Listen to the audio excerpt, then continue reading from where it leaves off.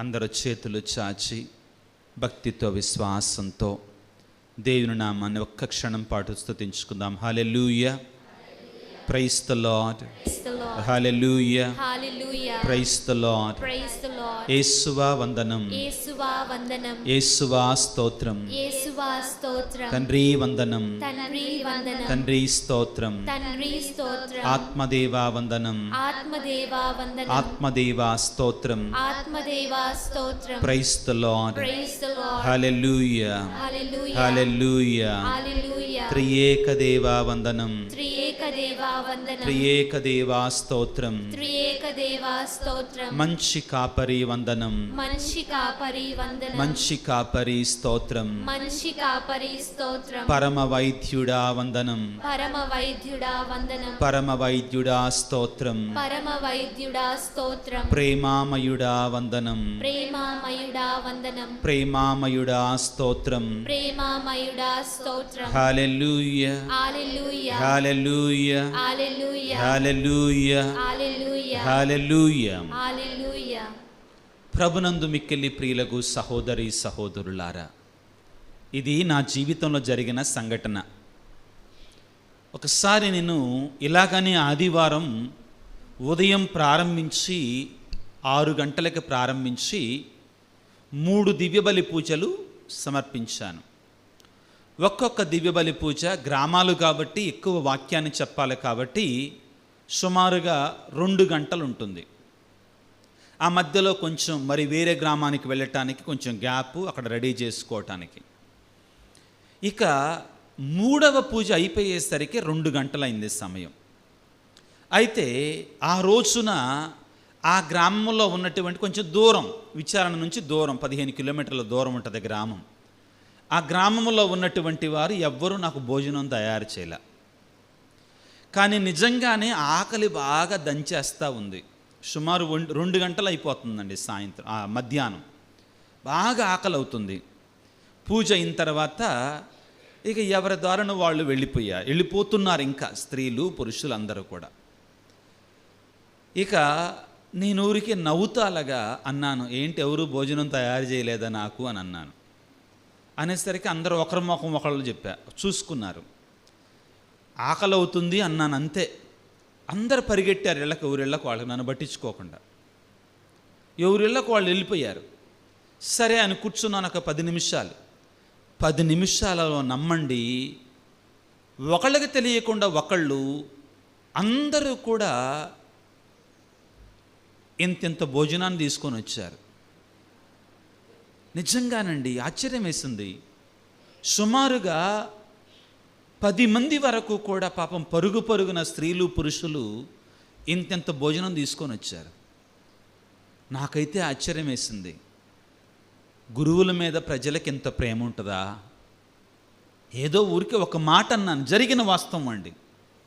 ఆ తరువాత నేను అన్నాను, ఇది నేను ఒక్కడనే తినలేను కానీ అందరం కూర్చొని తిందాం రండి అని చెప్పాను. అందరం కూర్చున్నాం, అలా అందరం కలిసి తిన్నాం. ఆ రోజున అక్కడ పనిచేస్తున్న ఉపదేశ మాస్టర్ గారు ఒక మాట అన్నారు, నాకు చాలా సంతోషం వేసింది. విజయరాజ్ స్వామి, ఈరోజు నాకు అర్థమైంది, యేసు ప్రభు 5 రొట్టెలు 2 చేపలు 5,000 మందికి ఎలా పంచాడో అని అర్థమైందని చెప్పాడు. నిజమే కదా ప్రియులారా? ఈ 5 రొట్టెలు 2 చేపలు యేసు ప్రభువు పంచినటువంటి విధానాన్ని వేదశాస్త్ర పండితులు వేరొక రకంగా కూడా చెప్తారు. ఏంటంటే నిజమే, అందులో డౌట్ లేదు. ఆ 5 రొట్టెలని 2 చేపలను యేసు ప్రభు తీసుకొని పరలోకమునకు కనులెత్తి చూచి దేవునికి స్తోత్రాలు చెల్లించి ఆయన పంచమని ఇవ్వగా వాటంతట అవి పెరిగాయి. దీన్ని ఎవరు కూడా కాదనలేరు. దానికి ఇంకొక వివరణ మాత్రమే ఏంటంటే, ఆ రోజున యేసు ప్రభువు దగ్గరికి శిష్యులు వచ్చి, మరి ఇంతమంది ఉన్నారు కదా ఎవరు పెడతారు అంటే, మీ దగ్గర ఏమున్నట్టు ఒక పిల్లోడి దగ్గర, యోహాను సువార్త 6వ అధ్యాయము 4, 5, 6, 7 వచనాల్లో ఉంటుందండి. ఒక పిల్లవాడి దగ్గర ఇక్కడ 5 రొట్టెలు 2 చేపలు ఉన్నాయి అని చెప్పాడట ఆ ఒకళ్ళ శిష్యుల్లో ఒకళ్ళు. అప్పుడు యేసు ప్రభువు ఆ పిల్లవాడు ఇస్తాడో లేదో అడగండి అని చెప్పాడట. ఆ పిల్లవాడు నేను ఇస్తాను స్వామి అని యేసు ప్రభు దగ్గరికి వచ్చి పిల్లవాడు ఇస్తుంటే చాలామంది సిగ్గుపడి వాళ్ళ మూటల్లో దాచుకున్నటువంటి రొట్టెలన్నీ బయటికి తీశారంట.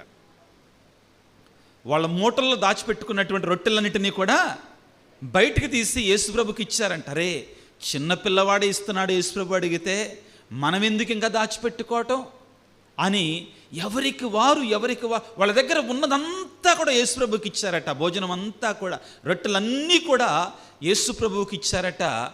ఆ రీతిగా యేసుప్రభు అద్భుతాన్ని చేశాడు. ఇది అద్భుతం కాదా? అది ఇంకా గొప్ప అద్భుతం. ఏంటి అద్భుతం? ప్రజలను ప్రేరేపించి వారినే ఇచ్చేటట్లుగా చేయటం ఇంకా గొప్పతనం. పొరుగు వారికి సంతృప్తిగా ఇవ్వడం అనేది ఇంకా గొప్ప అద్భుతం. ఎందుకని ఈ రోజున నా జీవితంలో ఆ గ్రామంలో జరిగినటువంటి ఆ సంఘటన చెప్తున్నానంటే ప్రియులారా, బోధకులకి విశ్వాసులు ప్రేమతో సమకూరుస్తారు. దేవుడే ఇస్తాడు. ఈనాటి వాక్యములో యేసు ప్రభువు 12 మంది అపోస్తులను సేవకై పంపిస్తూ ఏమన్నాడంటే, మీరు జోలె కానీ భోజనము కానీ ధనము కానీ తీసుకొని వెళ్ళవద్దు మీతో. శిష్యులతో అంటున్నాడు. వాక్యాన్ని చదువుకుందాం. మార్కు సువార్త 6వ అధ్యాయము 7వ వచనాన్ని చదువుకుందాం.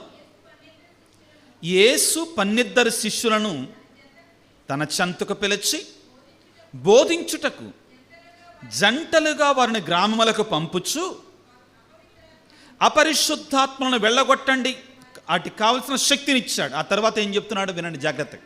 ప్రయాణములో మీరు చేతికర్రను తీసుకొని వెళ్ళాలి, అది తప్ప ఏమీ తీసుకొని వెళ్ళకూడదు మీతోటి. రొట్టెను కానీ జోలె కానీ సంచిలో ధనము కానీ. ఇది ముఖ్యమైన మాట అండి. ఏమేమి తీసుకొని వెళ్ళొద్దన్నాడు? రొట్టెను కానీ, సంచి నింపుకోవడానికి సంచి కానీ, ధనము కానీ తీసుకొని వెళ్ళొద్దు అంటున్నాడు. దాని అర్థం ఏంటంటే, యేసుప్రభు ఎందుకు అసలు ఈ మాటలు అంటున్నాడు? భోజనాన్ని వెళ్ళొద్దు అన్నాడు, ధనాన్ని తీసుకొని వెళ్ళొద్దు అన్నాడు, సంచిని తీసుకొని వెళ్ళొద్దు అంటున్నాడు. ఏంటి దీనిలో ఉన్న పరమార్థం? దేవుడు శిష్యులతో పలికే మాట ఏంటంటే, నేను చూసుకుంటాను మీ బాగోగులు, మీ అవసరాలను నేను చూసుకుంటాను, మీకు కావలసిన దాన్ని నేను ఇస్తాను. అర్థమవుతుందా? సేవకుడు అనేటువంటి వాడు ఆయన పని మీద ఉంటే ఆయన ఏం చేస్తాడు? ఆయన నా పని మీద ఉంటాడు. అర్థమైందా? నేను ఆయన పని మీద ఉంటే ఆయన ఏం చేస్తాడు? నా పని మీద ఉంటాడు, నన్ను మంచిగా చూసుకోవడానికి ప్రయత్నం చేస్తాడు. ప్రియులారా, యేసు ప్రభు ఊరికే చెప్పాల ఈ మాటలు చాలా ముఖ్యమైన మాటలండి. మీరు సేవకై వెళ్ళేటప్పుడు ధనాన్ని కానీ, రొట్టెను కానీ, సంచిని కానీ తీసుకొని వెళ్ళొద్దు. ఎందుకని? మీరు నా సేవ చేస్తున్నప్పుడు నేను మీ గురించి చూసుకుంటాను. I will take care of you. నేను మీ గురించి చూసుకుంటాను. ఇక్కడ మరొక ముఖ్యమైన అంశము సేవకులు గుర్తుంచుకోవాలి. ఏమిటి అంటే, ఆయన సమకూర్చువాడు. ఏం చేస్తాడు ఆయన? అందరికీ ఇచ్చేవాడు ఆయనే, అందరికీ ఇచ్చేవాడు ఆయనే. ప్రభు అంటాడు కదా, ఆకాశ పక్షులను చూడండి, అవి విత్తవు కోయవు, కానీ సకాలంలో వాటికి దేవుడు ఇస్తున్నాడు కదా. మత్తయి శుభవార్త 6వ అధ్యాయము, మత్తయి శుభవార్త 6వ అధ్యాయము 25వ వచనం నుండి చదువుకుందాం. కావున వినుడు, ఏం తిందామా, ఏం దాగుదామా, ఏం కట్టుకుందామా, ఇది కాదండి. ఎప్పుడు ఇదేనా? ఏం తిందామా, ఏం తాగుదామా అనేటి దౌరికి మగోళ్ళకి, ఏం కట్టుకుందామా బట్టలకు ఆనందం ఊరికి ఉంటుంది ఎక్కువ. చెప్పండి. కరెక్ట్ అమ్మా, మీరే చెప్తున్నారు, అమ్మాయిలే చెప్తున్నారు అమ్మాయిల గురించి. అంటే ఆయన చూసుకుంటాడండి. అంటే ఏం చెప్తున్నాడు ప్రభు ఇక్కడ? బిడ్డలారా, నా మీద ఆధారపడండి, నాకు వదిలేయండి దాన్ని. I will take care of you, నేను మీ గురించి చూసుకుంటాను. శిష్యులతో ఏమంటున్నాడు? మీరు వెళ్ళేటప్పుడు, సేవకు వెళ్ళేటప్పుడు నేను ప్రజలను ప్రేరేపిస్తాను మీకు ఇవ్వడానికి. అయితే ఇక్కడ మీకు కూడా ఒక బాధ్యత ఉందండి. సంతోషం, నేను వచ్చినప్పుడల్లా ఇప్పుడు కూడా భోజనం పెట్టకుండా పంపించలేదు మీరు. సంతోషం, అర్థమైందా? అంటే ఈరోజు వాక్యం దాని గురించి. ప్రభు ఏమంటాడంటే, వాక్యాన్ని చదువుకుందాం, 10వ వచనాన్ని చదువుకుందాం. మీరు ఎచట, అంటే మార్కు సువార్త 6వ అధ్యాయం 10వ వచనం. మీరు ఎచట ఒక ఇంట పాదము మోపుదురో అచటి నుండి వెడలిపోవునంత వరకు ఆ ఇంటనే ఉండండి. ఈ వాక్యములో మత్తయి శుభవార్తలో, లూకా సువార్తలో ఏమని ఉంటుందంటే, వారు పెట్టుదనని భుజించుడు అని కూడా ఉంటుందండి. అవునా కాదా? కదా. ఒకసారి ఆ వాక్యాన్ని తీసుకుందాం. మత్తయి శుభవార్త 10వ అధ్యాయం 5వ వచనాన్ని తీసుకుందాం. యేసు ఈ 12 శిష్యులను పంపుచు వారికి ఇట్లు ఆజ్ఞాపించను, అన్యజనులుండు ప్రదేశములలో ఎచ్చటను అడుగు మోపవలదు. అంటే ముఖ్యమైన వాక్యాన్ని చదువుకుందామమ్మా. ఏ పట్టణమున కానీ ఏ పల్లెన కానీ మీరు ప్రవేశించినప్పుడు అందు యోగ్యుడగు వానిని వెదుకుకొనుడు, అచ్చటి నుండి వెళ్ళిపోవు వరకు వాని ఇంటనే ఉండు. మీరు ఒక ఇంటిలో ప్రవేశించినప్పుడు ఆ ఇంటిని దీవింపుడు. ఆ ఇల్లు యోగ్యమైనదైతే మీకు శాంతి దాని మీదకి వచ్చును, లేనిచ్చో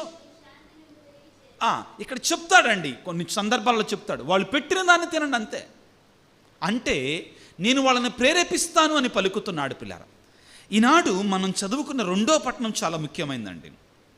పౌలు గారు ఎఫెసీ పత్రికలో ఒక మాట చెప్తారు. పౌలు ఎఫెసీలకు రాస్తున్నటువంటి లేఖ 1వ అధ్యాయములో వాక్యాన్ని చదువుకుందాం. పిల్లలు, ముఖ్యమైన వాక్యాన్ని 3వ వచనాన్ని చదువుకుందాం. చాలా ముఖ్యమైన, మన ప్రభువు అయిన యేసుక్రీస్తు యొక్క తండ్రి అయిన దేవునికి కృతజ్ఞతాస్తోత్రాలు చెల్లించుదాం. క్రీస్తునందు దేవుడు మనల్ని ఆశీర్వదించి మనకు దివ్యలోకపు ప్రతి ఆధ్యాత్మిక ఆశీస్సులు ప్రసాదిస్తున్నాడు. దేవుడు మనకి అన్ని రకాల ఆశీర్వాదాలు ఇస్తున్నాడు. ఆయనే ఇచ్చువాడండి మనకి. ఇక్కడ ఏంటి, మీరు జాలను కానీ జోలను కానీ రొట్టెను కానీ ధనాన్ని కానీ తీసుకొని వెళ్ళొద్దంటే అర్థం ఏంటి? మీరు నా మీద ఆధారపడండి. నా మీద పరలోక ప్రార్థనలు ఏమని ప్రార్థన చేసుకుంటాం? సగం నుంచి, నానాటికి కావలసిన మా అనుదిన ఆహారం మాకు. అదే మనల్ని రాయమంటే ఆ ప్రార్థన యేసుప్రభు రాసిన ప్రార్థన అండి. యేసుప్రభు నేర్పించిన ప్రార్థన. మనల్ని రాసుకో, నీకు ఇష్టం వచ్చినట్టు రాసుకోమంటే ఏమని రాస్తాం? ప్రభువా, ఈ రోజుకు మాత్రమే కాదు, రేపటికి, ఎల్లుండికి, ఈ సంవత్సరానికి, 10 సంవత్సరాలకి, మా బిడ్డల తరాలకి, తరాలకి, ఆ తరాలకు కూడా కావాల్సినంత మాకు ఇవ్వు అని రాసుకుంటాం. యేసుప్రభుకి తెలుసు, యేసుప్రభుకి ఇది తెలుసు. అందుకే ఏమన్నాడు? ఈ రోజుకు కావలసిన ఆహారాన్ని ఇవ్వు నాయనా. అంటే ఏంటి? దేవుని మీద ఆధారపడటం అన్నమాట. దేవుని మీద ఆధారపడటం. ప్రియులకు దేవుని బిడ్డలారా, దేవునిపై ఆధారపడటం నేర్చుకోవాలి. ప్రియులారా, మనందరికీ ఈ వాక్యం చెల్లుతుందండి. ఒకవేళ కుటుంబ జీవితాన్ని జీవిస్తున్నటువంటి వాళ్ళు ఉన్నారు, మా అబ్బాయికి ఏమైద్దో, వాడి భవిష్యత్తు ఏమైద్దో, మా అమ్మాయికి ఏమైద్దో, ఆ అమ్మాయి భవిష్యత్తు ఎలాగా ఉంటుంది, ఇంకా పెళ్ళి కాలేదు, లేకపోతే ఉద్యోగం రాలేదు అని కంగారులో ఉన్నావా? దేవునికి అప్పచెప్పు, నేర్చుకుందాం ఇది. ఓకే, ఎంట్రస్టింగ్ టు గాడ్, దేవునికి అప్పచెప్పటం నేర్చుకోవాలి. ఆయన అద్భుతాలు చేస్తాడు, ఆశ్చర్యకార్యాలు చేస్తాడు. ఆయనకి అప్పచెప్పి, దేవా నువ్వు చూసుకో, అంతా నువ్వు చూసుకో. తలలు వంచి ప్రార్థన చేసుకుందాం. సర్వశక్తిమంతుడా, సర్వోన్నతుడా, ప్రేమమయుడా, ఈ రోజున ఒక ముఖ్యమైన సందేశాన్ని మాకు ఇస్తున్నావు. నీ మీద ఆధారపడాలి. ముఖ్యంగా సేవకులమైన మేము, యాజకులమైన మేము, బోధకులమైన మేము, మా జీవితాలు నీకోసం అంకితం చేసుకున్నటువంటి మేమందరం consecrated persons. We should learn to depend on you. We should learn to believe that you are the provider. You will give us everything that we need in our lives on earth and also after the life after death. Thank you, Lord, for giving us this assurance. దేవా మీకు స్తోత్రాలయ్యా. మాకు నేర్పించు ప్రభువా, నీ మీద ఆధారపడువానికి ఏ కొరతయూ ఉండదని పలికావు. సింహపు పిల్లలు ఆకలితో అలమాడవచ్చును కానీ నీపై ఆధారపడు బిడ్డలకు సమస్తమును సమకూర్చువాడవు నీవే అని పలికావు. ప్రభువా మాకు నేర్పించండి. ముఖ్యంగా నీ సన్నిధికి రావడానికి, నీపై ఆధారపడటానికి, నిన్ను మాత్రమే అడగడానికి మాకు సహాయం చేయండి. ఈనాడు ఈ దివ్య బలి పూజలో పాల్గొంటున్న బిడ్డలను దీవించండి. ఈ వాక్య పరిచయలో పాల్గొంటున్న బిడ్డలను దీవించండి. ముఖ్యంగా అనారోగ్యముతో బాధపడుతున్న బిడ్డలకు చక్కని స్వస్థతను దయచేయండి. కుటుంబాలలో శాంతిని, సమాధానం దయచేయండి. జీవితంలో ఒక ప్రత్యేకమైన ప్రణాళికలతో దేని కొరకే ఆశపడుతున్నారో వారి యొక్క ఆశలను ప్రభువా మీరు తృప్తిపరచండి. ఆశగుణ ప్రాణమును తృప్తిపరచువాడవు నీవే తండ్రి. నీ కొరకే ఆశపడే బిడ్డలకు మమ్మల్ని దీవించండి. నీ సన్నిధిలో ఉన్న ఈ వాక్యాన్ని ఆలకిస్తున్న, ఈ యూట్యూబ్ ద్వారా ఆలకిస్తున్న వేల మంది బిడ్డలను దీవించండి, ఆశీర్వదించమని మా ప్రభు అయిన క్రీస్తు ద్వారా వేడుకొనుచున్నాము తండ్రి. ఆమెన్.